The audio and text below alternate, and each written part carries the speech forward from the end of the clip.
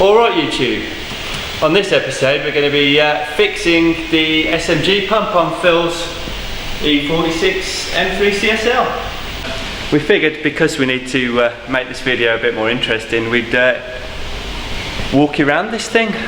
So this is a 2003 BMW M3 CSL.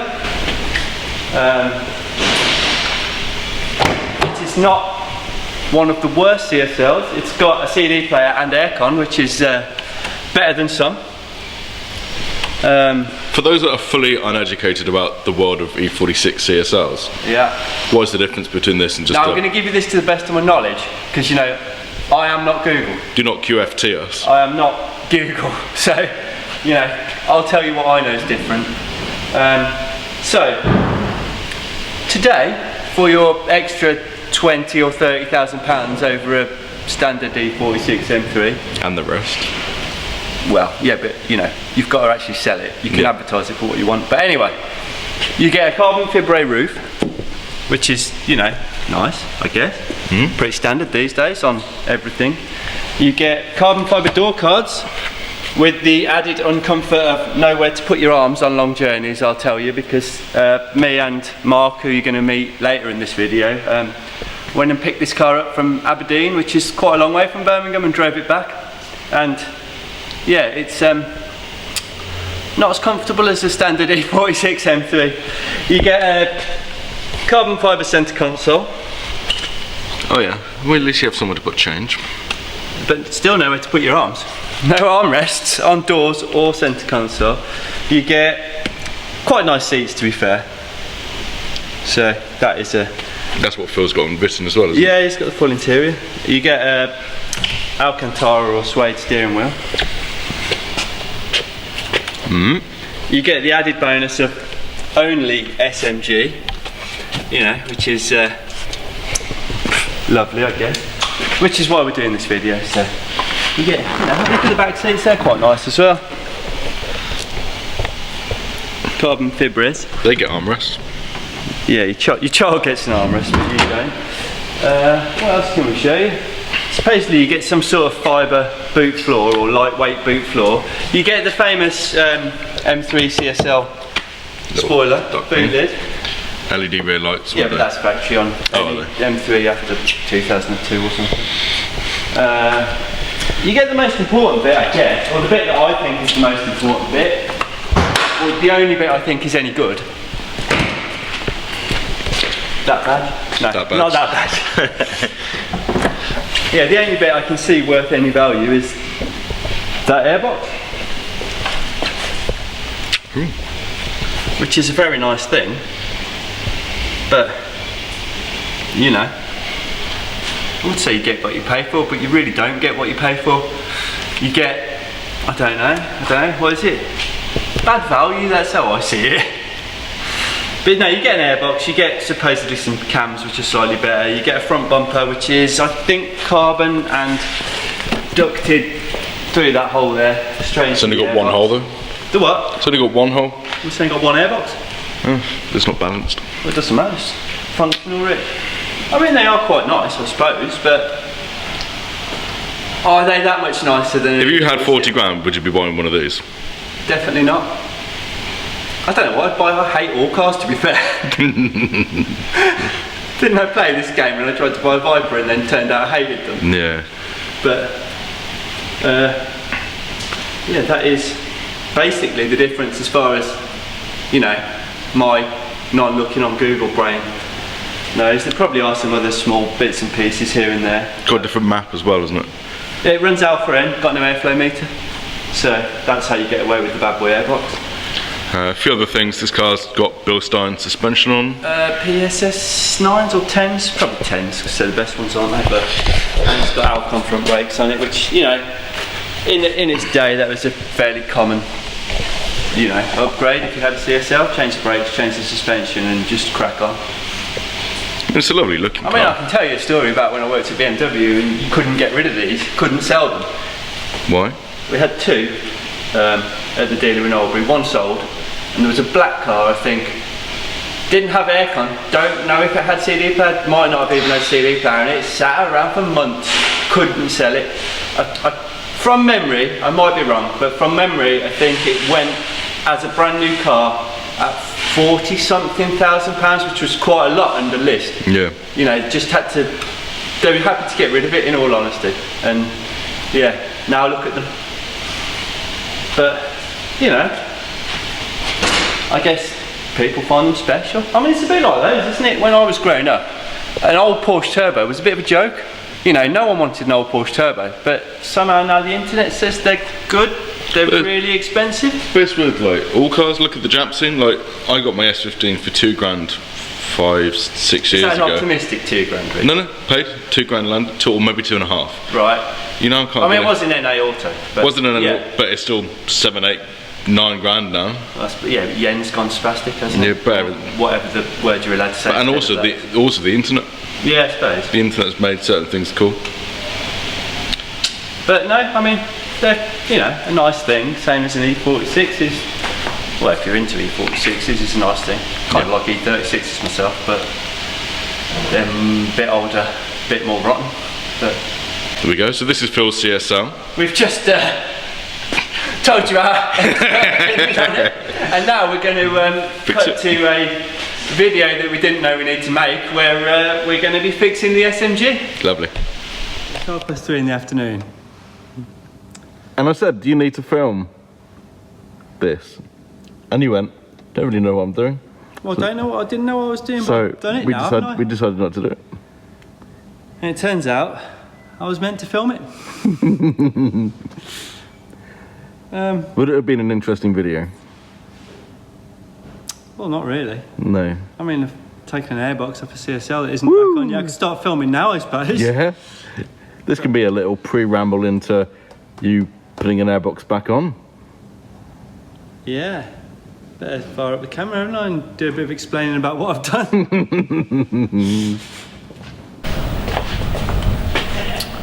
Right then, welcome back to a video we didn't know we needed to make. Thanks, Phil. But, or maybe I did know and I just completely forgot. Whichever, anyway. So we've been fitting a new Burkhart Engineering SMG pump to Phil's CSL. It's a bit late in the day now. I was just about to bleed the system, but we're waiting for a good friend of ours, which you're all going to meet in a minute, which will be a treat for you all. And him. And he'll love it, to be fair. He's dying to get on these videos. Good friend of ours, Mark, who's some sort of electronic car genius or professional car thief, as I prefer to refer to him. But yeah, he's coming down with the BMW Impa system to... Go up, thunder. Yeah, we need to film this quick, don't we, before the rain starts and we get flooded again like yesterday. But yeah, he's coming down with Impa anyway in a bit, and we're going to bleed the system before I put the airbox back on. So, let me... we've removed everything special about the CSL airbox. Very carefully, I'll tell you. The most expensive airbox in the world. Well, possibly. So yeah, I've removed that carefully and it's safely in the boot at the moment. The pump is, let me get a torch and I'll just point it out to you. The pump is located, well, basically there. So you remove these pipes. I mean, I have seen an instruction video saying you can do it from under the wheel arch, and I tried that, got frustrated with trying to find the torque, so just did it properly. So we removed the complete thing from the car. We wanted to flush the system and change the oil anyway for the higher quality oil, high quality 11S oil that they send you with the kit, which is nicely branded. Yep, lovely. So the system's been emptied. I've put in about half a litre, which is what it says, and yeah, we're waiting to do the vent procedure, which we can't do without a computer. But in positive news, it seems to be selecting gears, and the pump has run. So what was the issue then? Well, the issue was kept popping out of gear. When it was hot, it was popping out of gear, I believe the problem was, and they scanned it and decided it was the pump. But as I've taken it apart, on the old pump, I've noticed that the wiring was quite melted on the positive, so, you know, that can't be a good sign. No. So, yeah. I mean, the kit was very straightforward, to be fair. They've got a video on their website explaining how to do it. Just followed that. It's a case of just de-pinning 2 pins, which are, you know, terminated on the new pump, and just putting some grease on there that comes in the kit and slotting it in. So yeah, I guess I'll pick the camera up if we can possibly hear the footage with the rain that's about to come down again. Tin shed issue as always. It rains. Let's drive through a lake to get out last night. Miserable. I should say as well, comes with a new temperature sensor which I've also installed. So yeah, I'll catch you in a bit when our good friend Marcus is here with the computer and we're attempting to bleed this system.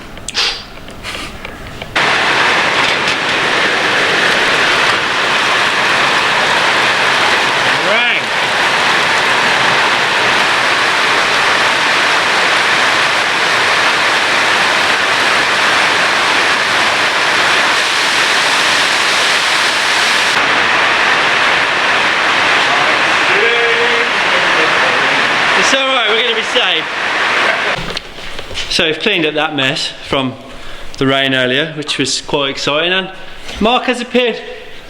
Professional button pusher. Professional button presser from BirminghamCarKeys.co.uk. not .com, we got that Not on a minute .com. ago. So he's here. What are we using? BMW Ista, We're on with Ista, yeah, because it'll run us through all the procedures and hopefully not make the car not work again, which is quite common. Well, we know what you're going to do if it doesn't work again, aren't you? You're going to drive away. Out the door, yeah. Yeah, you're going to drive away and be like, I don't know what happened, Phil. You won't see the van, it'll be yeah, in the puddle and gone. Hopefully we're going to adapt the SMG actuator. It'll probably make us run all the way through all of the clutch slip adjustment and all of the gearbox stuff. So we'll have to see what happens, but hopefully that'll be it. Let's press some buttons anyway and get this done. We're just doing the vehicle test, and then it will let us press some buttons. So fingers crossed we don't. You ain't crossed your fingers, have you? Don't break it. Oh, they yeah, are, but I've got my other ones behind my back, so it doesn't perfect. count. You know. Let's catch up then when it's doing something. So that's the pump running now. Just got to top the fluid up. It's sucking it in. Film that. You doing it? Yeah, I'm filming it. Oh, calm down, Mark. You gonna press some more buttons? Oh, I shall. I mean, its activation is running, so. So we're just leaving it to run its procedure. Just letting it run, and then the computer may tell us to do something else. Oh, it's running again. I mean, I don't know what I'm going to show you. It's a pump running. Oh, it's making noises. Making a funny noise. There's bubbles in the pot. This is bleeding the intake fuel tank, i.e. the hydraulic unit. Right. Okay. Well, that's what we want to do, isn't it? Leaving it off, yeah.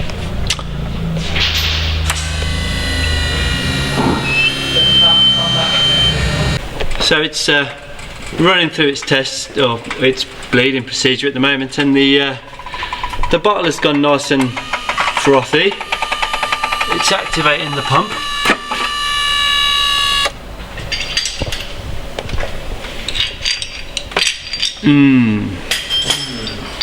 Well, it says it's doing it successfully.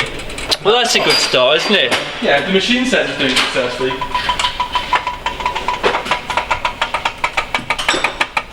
Is that operating the clutch cylinder, is it? Yeah. Yeah, it sounds like it's putting a strain on. Service function, bleeding clutch, slates and hydraulic lines was completed successfully. So you must have done something, Jay. Something right. Of course I have. You did it right. Yeah. Thank you. We're on test number 2 now, and test procedure number 0 has found no fault. So I'll press that button and see what happens. End test module, continue the testing schedule. I shall press continue. Right, so we have done bleed clutch slave cylinder. Now we're going to do bleed transmission actuator, which I believe, yeah. Well, I guess that's the gear selector, isn't it? Oh, there's the solid noises that it's making now. So, it took quite a long time that, didn't it? It was probably 20 minutes or so of messing about. It makes some noises, some good noises. I mean, yeah, 20 minutes of watching the screen, and apparently now we've got a no fault on the test procedure number 0 and number 2. It says that it was done completely, end of test module, so that's good. So we're going to go in. We're going to go in for teach clutch slipping point, and it makes some horrific noises. Well, I pressed the button then. So we're going to press the button now. I mean, I don't actually know what these buttons mean. so I'm just pressing them anyway. Professional button presser, yeah. Right, so we're going to learn the clutch slip point. You're supposed to do it after you've done what we've done, so we're going to go for it. It is properly going to make some noises. We're going to have the engine running though, so. There's no. I haven't got the airbox on. I mean, it'll run. Right, give me a prodder, because I can't get in. Okay.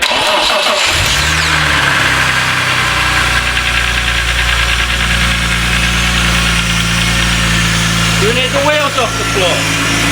They are off the floor. So we're running that test procedure. Yeah. And it was already completed successfully, apparently. Oh, well, that's good then.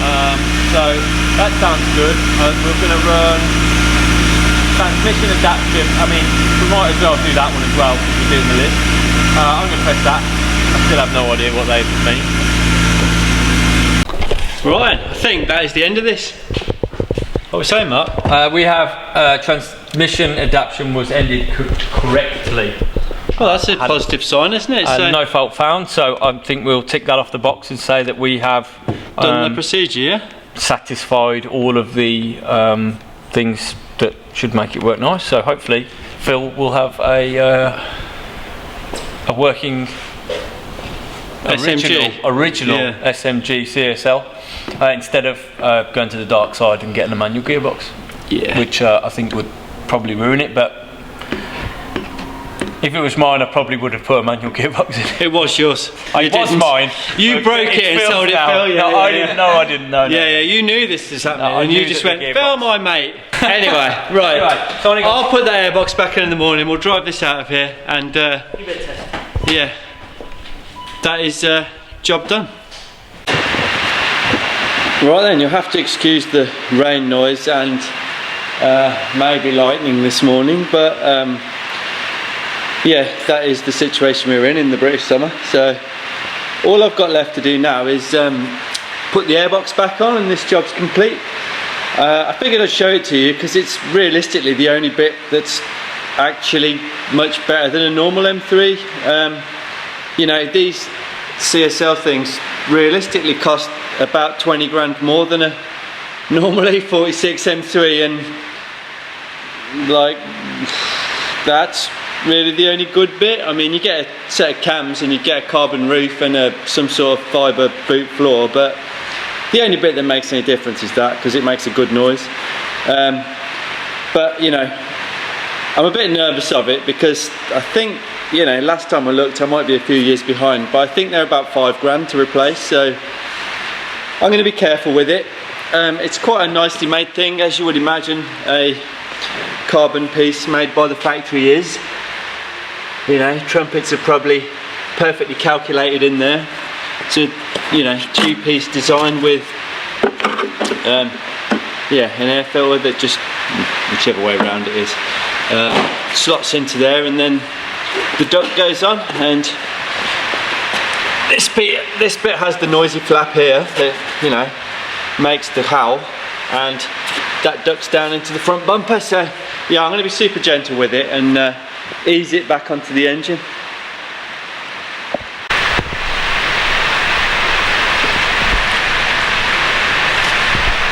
Right, well, there we go. It's back together and looking factory again, I should say. OEM.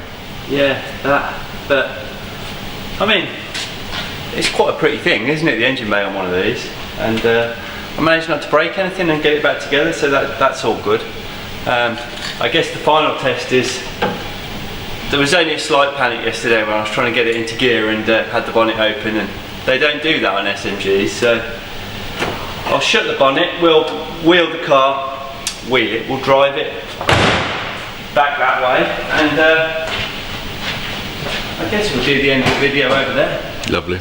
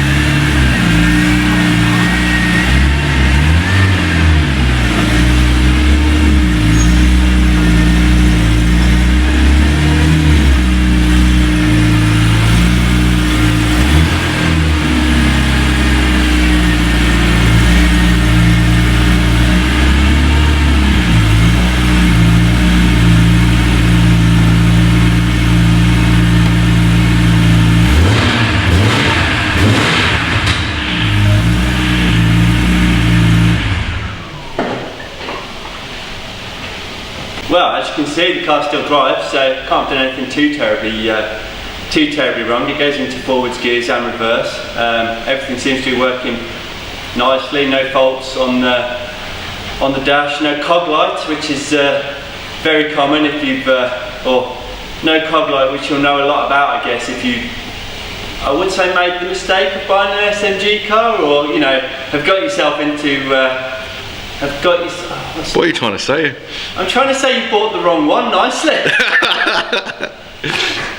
Cog light, if you didn't buy a manual, you'll know about that. But no, in all seriousness, thanks to Burkhart Engineering for the kit. It seems to have done the job.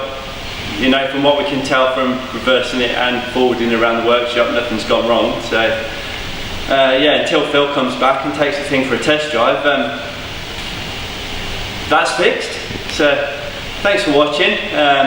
Like, share, subscribe, thumbs up, no thumbs down.